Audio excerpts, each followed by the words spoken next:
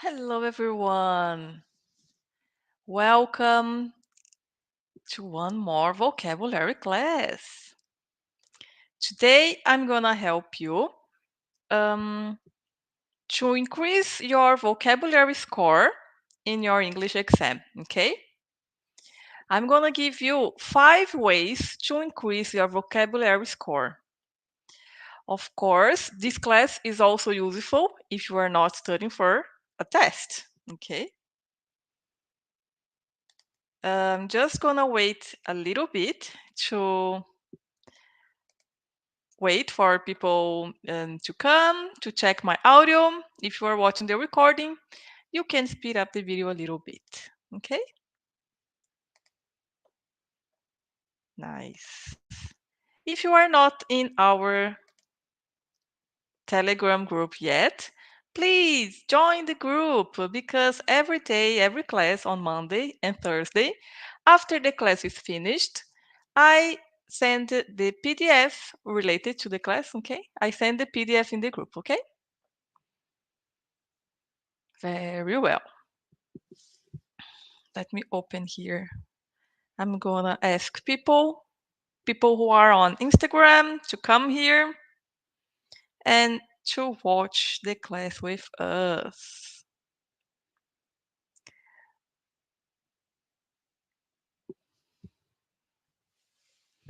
Okay, so this is a class. I will ask you to turn off your notifications. Be ready to take notes, right? And if you have questions, of course, you can leave a comment. And please like the video, subscribe to the channel if you haven't done it yet. Okay.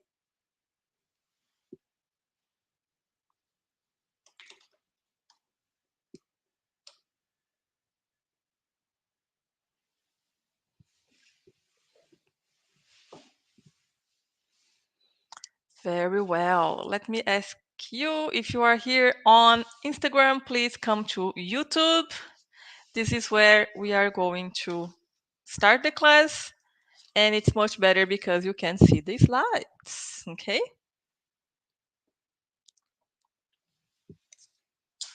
Very well. Hello.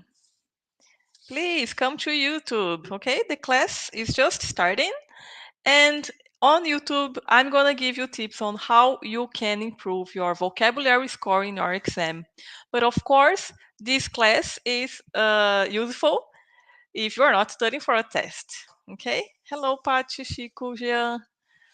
Well done. So let's get started. Remember, um, if you have any questions, you can leave in the comments. Okay? So, how to increase your vocabulary score? First things first, you are used to that, right? If you have been watching the classes, the free classes here, you know that I always ask you to turn off your notifications and be ready to take notes, okay? At the end of the class, I'm going to give you a homework, right? And the homework will be done there on Instagram.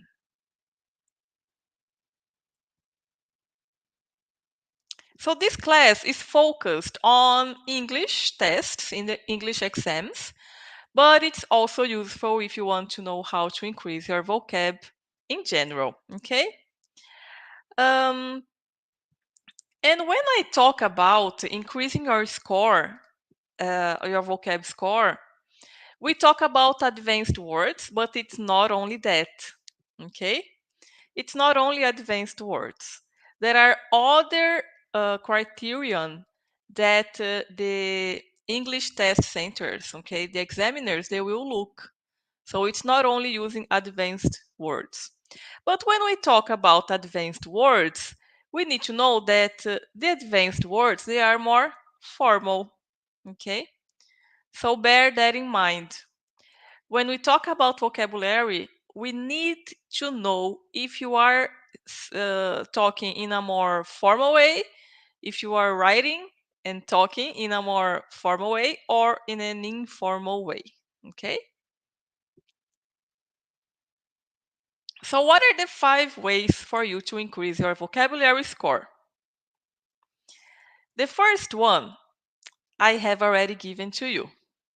You need to know, so be aware of this expression.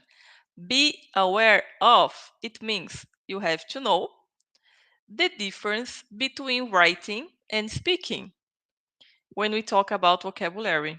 Okay, so the rules for the writing is a little bit different from the rules for the speaking. And this is not only for tests, this is in our real life. Okay. Um, Many times in our life, even in Portuguese, when we have to say something, we are really informal when we speak. But when you have to write, you are going to be more formal. Okay. And I'm going to give you examples. Another way for you to improve your vocabulary score is to avoid repetition. Avoid repetition. Imagine you are telling me a story and you start repeating the word people, people, people many times. Okay? That's not good. You should avoid repeating the words like that. You need to be more specific. Okay? And this is also valid in Portuguese, in your native language. Okay? If you start repeating the same word many times, the person that is listening to you will get a little bit tired. Okay? So we need to avoid repetition. The next one is for you, it's associated and it's you need to be specific. And I leave I always say I always say that to the students. You have to be specific. Imagine you are at a job interview and they ask you, tell me about something you are proud of in your career. Tell me about something you are proud of in your career. So you are imagine you say, I did many nice stuff. Can you see if you say nice stuff, it's not a good way. It's too general, too informal as well. What does it mean stuff? Be specific. What are you specifically proud of? So you are going to say, I am proud of the project XYZ, okay, that I finished last year. And the results of the project were, so be specific. The more specific you are, the better it will be, okay? And I'm going to give you examples because we're going to see each item in detail. So first, be aware of the difference between writing and speaking. Writing is more formal, speaking can be more informal. Avoid repetitions and be specific. Another thing that it counts to your vocabulary scoring exams, the spelling. Teacher, what does it mean spelling? When you write a word, you need to know how the word is written, okay? So for example, the spelling, imagine I write to you, spoiler number 5. Okay, imagine you write to me something, let me see, like this. Uh, Receive is the correct spelling.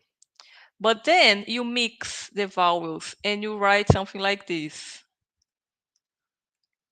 This is wrong. This is misspelled.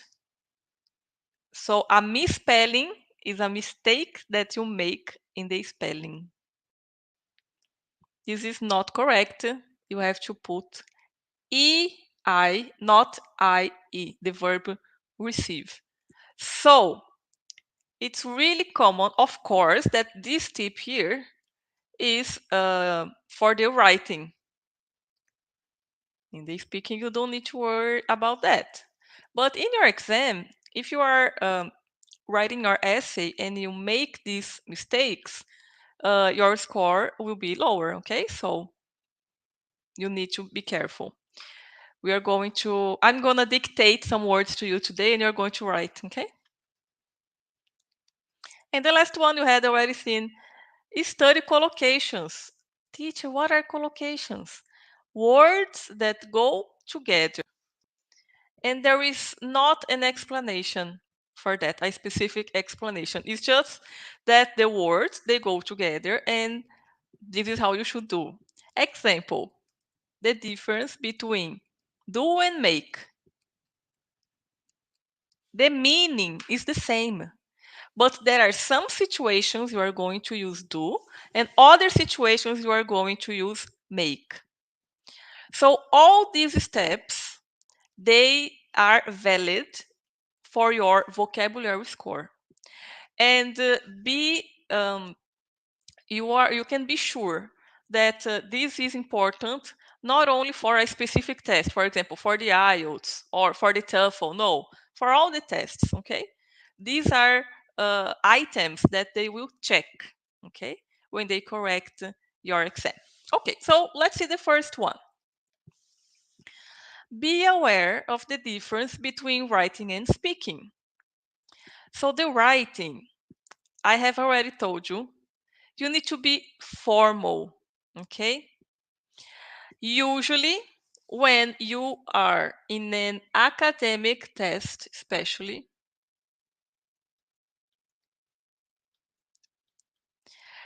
for example, when you have to write an essay. Teacher, what is an essay? It's a piece of writing that you have to express your opinion, for example, give arguments. Okay? There are some exceptions in which you can be less formal in the writing, but it needs, this is for example, in the IELTS general training, you have to write a letter, and depending on the case, you have to write a letter to a friend. So you don't need to be formal, but this is the exception, okay? So usually, most of times, the writing is formal. So I'm gonna give you examples here. You are going to avoid words like guy, stuff, folks. You have to use male, items, or relatives. Okay. Um, for example, guy is something that it's really common and we speak, but you are not going to write. Okay. Stuff, like I told you, it's really general, and we are not going to use it because it's informal, okay? Folks, you can ask, teacher, what does that mean, folks?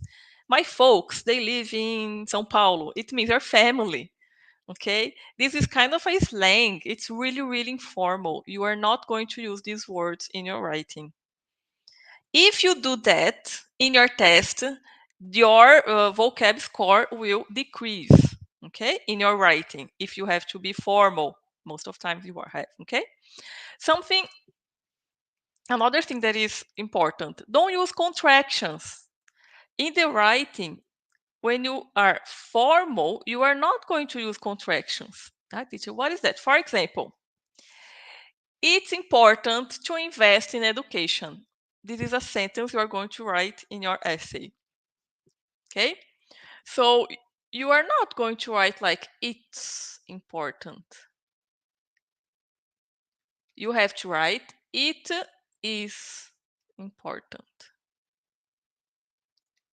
So we are not going to use contractions. Okay? In the speaking, you can be less formal, I would say, right? But be careful not to be too much informal. Okay? On the other hand, you can use contractions in the speaking. That's okay. So you are not going, when we speak, we don't say it is important. Maybe if you are reading, but not when you speak naturally. You say it's important. Okay? So it's okay in the speaking to use contractions. And you can use words, for example, instead of guy, you are going to use Man. I teacher, but guy is informal and they speak and need to be informal. But imagine, let me give you the situation here. If you are taking the IELTS, you will speak to a real person in front of you. You have never seen this person before. It's the first time you are speaking. Or at a job interview, you have never seen this person before, and in a job interview is something more formal, right? You are not talking to a friend. And it's the same with the examiner in the IELTS. You are not talking to a friend. The same way in the Duolingo English test, at the last part, you have to open your camera and record a video of you speaking about a specific topic. This is your, it would be like a presentation, introduction of you to the university you are applying for. And you don't want to be super informal and speak and say slangs, Okay. So we need to understand the situation. And usually the tests, they are more formal, even the speaking. So don't say guy. Guy is a word that you should avoid both in the writing and in the speaking. So it's better for you to use man. Okay. Stuff. Let's use, for example, you can use things. You can use things in the speaking, but don't use things in the writing. Things is too informal. Okay. Instead of using folks, which is really, really informal, and I would avoid you to do that, um, I would ask you not to do that. You are going to say family. Okay. You can also use family in the writing. There's no problem. It's more neutral. Okay. But I'm just giving you the idea here that in the writing, your essay, you are going to be more formal. In the speaking, you are less formal, more informal, but not too much informal. Okay. So if we take a look at the words we have in this slide, we have guy is super informal. We don't want it. And then we have man, and then we have a male. Okay. The guy super informal, man informal slash neutral, super formal, formal, male. You are not going to speak to say male. It would sound strange, but it's okay to write. Okay? So be careful. But I don't want you to be obsessed about this. Okay? Then you are going to ask me, teacher, you are telling me that I can't use the word man in the writing? It's not that. If you use once, okay, but if you have another word and to be more specific, better. This is what I am telling you. Okay? So let's see next one. Where is my mouse? Oh, okay, it's here. Okay, my mouse it stops working. I get crazy with that. Oh my god. Okay, let's see. Second one, avoid repetition. Use synonyms and pronouns. Right? Take a look at here. The first example, I like to play soccer. I like to watch series. You are talking about what you want or you are writing. I like to. You are repeating. Okay, so you are going to use synonyms. A synonym of like is enjoy. I like to play soccer and I enjoy watching series. Or you can just eliminate the second I like. I like to play soccer and watch series. That's okay. Can you see? So we are going to avoid the repeating I like, I like, I like. It doesn't sound good to the examiner, right? I met a woman the other day. The woman is from South Africa.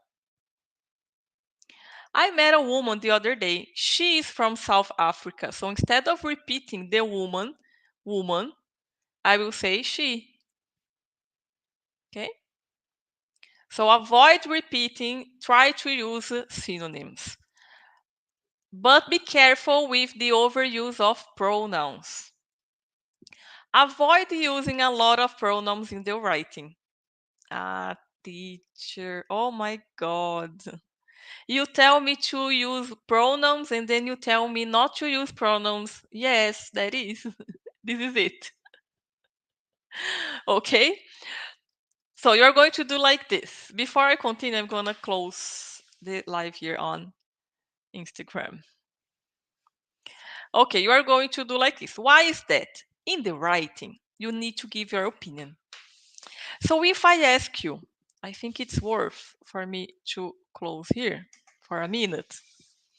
In the writing, imagine the instructions are: what are the advantages of working from home?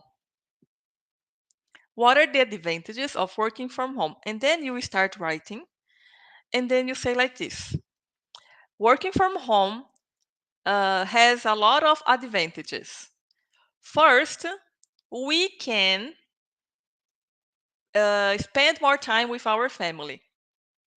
On the other hand, and then blah blah blah, you give the opposite, or you continue with the advantages. So can you see? First, we can spend more time with our family. When you say we, you are personalizing your writing. Okay, you are making it more informal. We don't use we. Your writing, when it's formal in your essay, it's academic, you should not use we, because we don't say that. We speak, but we don't say. Okay? So instead of saying we can spend time with our family, it is possible to, okay, spend more time with our family. Can you see? So I will say again, in the speaking, uh, it's really good for you to use pronouns to avoid repetition, but be careful. Okay, in the writing as well, you should use pronouns. For example, it. So instead of using we, I told you, change. Don't use we. Use it. It is a pronoun. It is important because we can. Because what did they say? It is important because it is possible to spend more time with family. Okay. So use pronouns to avoid repetition, but be careful with we and you in your writing.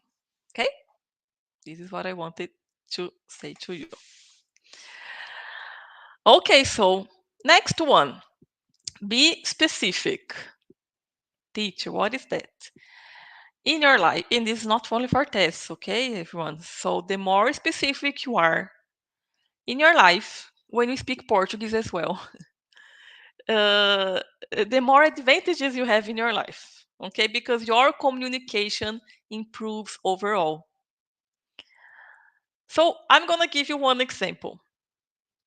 Instead of using you or person, you are going to be more specific. If we are talking about, for example, we are talking about traffic, okay? And then this is useful for the writing, the speaking in your personal, in your professional life, in your tests, everywhere. Instead of saying a person that drives, you're going to say a driver. It's specific. Avoid using a person. Okay, be more specific. You need to know the name um, of people and the word specifically. An undergraduate, it's not a person. It is okay. The definition is a person who studies at the university. But then instead of saying, many people that study at university prefer to do this. No, you are going to say undergraduates. Undergraduate is estudante de graduação. Okay? And this is a good vocab, good specific vocab. If you are an MBA student, you're going to say, I'm an MBA student, I'm a PhD, or I am, okay? You are going to be specific, not in general. Or, for example, you say only student. I'm a student, okay, but where? How? Which course? How? Okay? Just like I told you, just at the beginning of the class, I told you when you are at a job interview and people ask you, tell me about one of your achievements. And then you say, I did many things. Okay, right? I did a project. Okay, project is better than things. But which project? The name of the project. How long did it last? Okay, what were the results? Who worked with you? Be specific. Okay, a customer is better than a person who buys. Okay, a traveler is better than a person that travels. Okay, so this is to be specific. But then you can say to me, teacher, sometimes when I'm speaking or when I'm writing, I don't remember the specific word. So I will use the definition. For example, I didn't remember the word traveler or tourist, right? A person that visits a place, for example. You don't remember. So you use the definition. Okay. But this, I'm showing to you that your objective is to decrease the number of times that this happens to you. Okay? You are going to be specific, right? So when you are studying for the Duolingo, for the IELTS, or for any other tests, be careful. Listen to yourself speaking or read your essays to check if you are not repeating and using the word person, people, and you all the time. Okay? You are going to do that. Now you're going to say to me, teacher, I used 10 times the word person. Can you see? And then you're going to mark these words and try to substitute, use not synonyms, yeah, but be more specific, okay? Not general. Something that you can do as well to be specific, to help you study these specific words, is to study by topics. For example, you are going in your vocabulary notebook. If you have been here for a while, you know that I always tell the students to have a vocabulary notebook. It can be in a digital format or like pen and paper using like this. I think with pen and paper is more effective, but I don't know. Nowadays, I think everyone should see what works best. Okay. Um, so you're going to put one page of people. You can put, for example, you can separate one page, one section of your notebook for feelings and so on. Okay. I put some of them here. Health, sports, environment, they are all hot topics for exams. Okay. And if you become my official student, you can get access to a great vocabulary course. Okay. So, and I have the intention, so I intend to increase the classes inside this vocabulary course soon, okay? To make this available to my students. So if you are my official student, you know you get access to this vocabulary course. We have more than 10 hours of vocabulary course of classes, okay? And it's divided by topics. So you are going to have a class 1 hour about health, okay? And we're going to talk about that. Okay, you're going to get the vocab about that. To talk, to speak, you can become my student at the Speaking Lab. Okay. If you are a student from Speaking Lab and you are here in this live, leave me a comment. Okay. Because the registration is still open and you can get the information on my Instagram account. Right. Okay. So be specific with your vocabulary. Be careful with the spelling of words. This is the fourth topic. And now it's time for the dictation. I'm going to say some words and I will ask you to write in the chat. Okay? Let's see. Let's do this practice. You are going to practice the spelling now. Make a list. Okay. And after we do this, I think that it's really useful for you to make a list of common words that you misspell. In your vocabulary notebook, you can have a section of your vocabulary, of your notebook, sorry, a section of your notebook where you can put common misspelling, common misspellings. And you write a beautiful heart like this. I always tell the students, please, you need to treat, be careful, and you need to love your mistakes because the mistakes will help you improve. Okay? Every time you make a mistake is an opportunity for you to improve, right? So let's say first word. Let me take the list of words here. Just 1 second.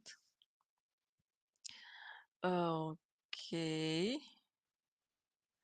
The first word is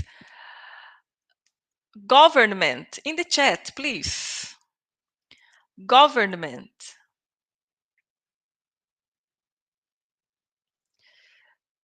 Government. Let me do like this. I'm gonna stop sharing. Dictation. Let's do it. Government.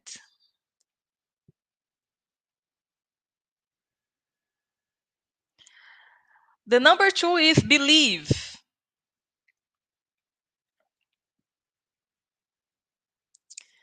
Believe.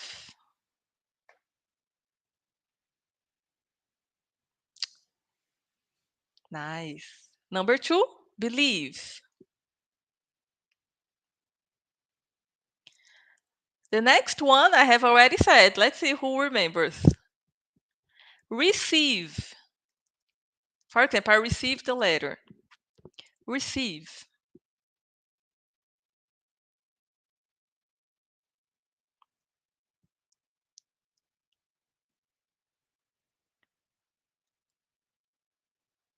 Nice. Well done. Receive. Number 3, receive. Number 4, environment. Environment. That's a hot one, just like government, okay? Environment.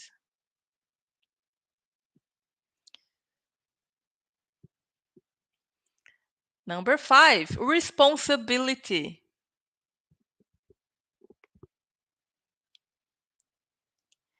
Responsibility.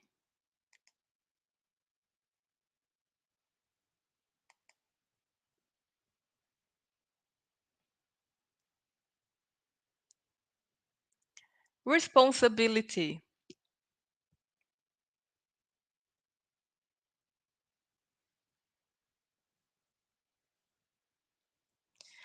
And the last one, accommodation.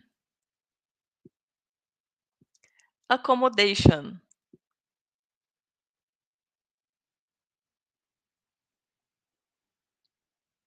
Okay, so well done, Stefania. Well done. Believe, government. Next one. Let me share with you. Now I have here. No.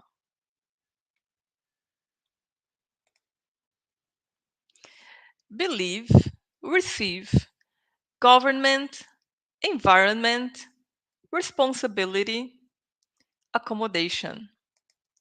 Something that is really common. Opa, opa, okay.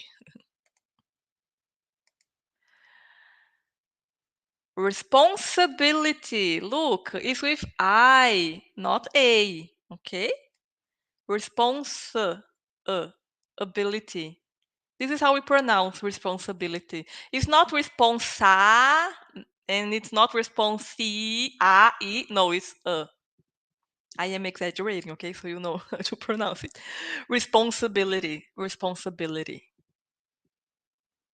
For those who are in London, for example, you can say responsibility. Okay? And the last one, accommodation. Something that is common in that we misspell is when we have double consonants, right? So in your vocabulary notebook, make a list of words that you usually misspell. So then you can study. Okay, so you remember, I need to pay attention to this word and that word. Okay. Next one, the last one, study collocations. For example, we don't say do an effort, we say make an effort. Teacher, how do I memorize this? Oh my God. We just need to use and practice. The more you use, the better you will get, okay, at remembering. We don't say strong rain, we say heavy rain, okay? A collocation is a group of words that are often used together. And we have no explanations for that. We just need to know, memorize, use. Use in context that will help us, okay, to memorize them. I believe when we study collocations, the most common one, or the first one that we learn at school, is the difference between do and make, right?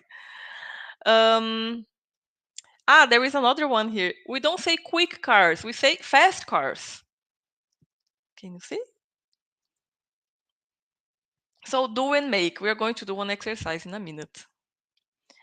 You can use dictionaries to help you and also books. And I recommend this if you want to invest in a really good book to help you improve your vocab in general, not only for your specific test, but for your life. You want to invest in your English, you can buy this book. I super recommend. Okay? English collocations in use, the intermediate. They have the advanced, but I think it's good to have the intermediate one. Do or make. Let's see. I'm gonna give you. Okay, we have almost. Okay. We're going to do only the first one. Okay. I know what I'm going to do. I'm gonna make this a post on Instagram because we are running out of time. I will transform this exercise into a post on Instagram and you are going to give your answers there. Okay? Do or make. I don't like that solution. I think it might more harm than good. Harm. It means something that is not good. Okay? So we do harm or we make harm? Okay?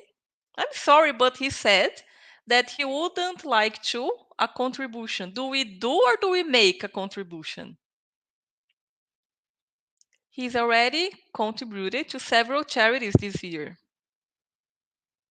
Jack said she'll meet us at the restaurant. She has to do a phone call or make a phone call. Okay, this is what you have to do in the exercise. So you can put your answers in the comments, okay? And I'm gonna give you the feedback privately. I'm not gonna give the feedback there, okay? Of course, you can find the answer on the internet, but yeah, I just want to encourage you to try, okay? You should always do some research or make some research. My brother a promise. I made my brother a promise, or I did a promise. Do or make, right? So here we need to think about what comes after to help us. So harm asks, let's do only the first one. Do. To do harm, it means prejudicar. Oh, teacher, it has nothing to do. Yeah. Prejudicar in English, it means to do harm. Okay? To do harm. Right? Wellington, tell me, the second one, the do is number 2? Put the numbers, okay? Let me know. And then I will let this to Instagram, okay? So, again, if you're not inside the Telegram group, please go there, okay? Because I'm gonna put the slides, I'm gonna send the slides of this class there so you can have it with you, okay? Nice. Number 1 is do. Well done. Well done. Okay, this is it, right? So see you next class. We don't have a date still, but we don't have a date yet, but soon. Okay. Next week I'm gonna make a pause, so I will probably come back with the YouTube lessons on February 2nd or 3rd, don't remember the date. But follow me on Instagram. I will always let you know there, right? Thanks a lot for being here. I hope you like the class. And like this video, subscribe to the channel if you haven't done it yet. Okay? Thanks a lot, everyone. See you. Have a good day. Bye.